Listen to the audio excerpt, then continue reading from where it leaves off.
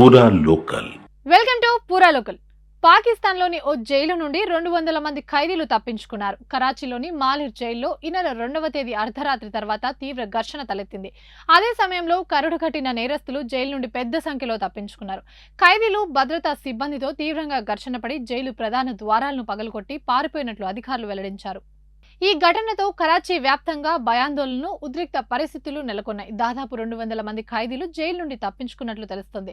జైల్లో ఖైదీలు ఒక్కసారిగా పోలీస్ అధికారులపై దాడికి దిగి వారిని గాయపరిచి ఈ దారుణానికి ఒడిగట్టారని సమాచారం. ఈ క్రమంలో జైలు ప్రాంగణంలోని పెద్ద ఎత్తున కాల్పులు కూడా జరిగినట్టు వార్తలు వస్తున్నాయి.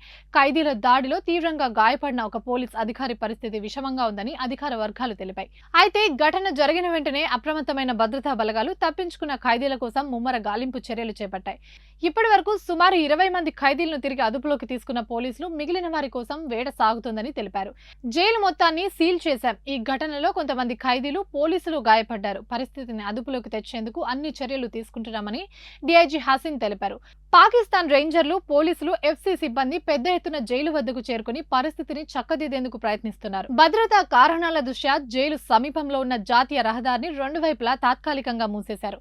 సాధారణ ప్రజలు జైలు పరిసర ప్రాంతాలకు రావద్దని, అప్రమత్తంగా ఉండాలని అధికారులు హెచ్చరికలు జారీ చేశారు. ఇవే ఇప్పటివరకు అప్డేట్స్. మరిన్ని అప్డేట్స్ కోసం చూస్తూనే ఉండండి పూరా లోకల్.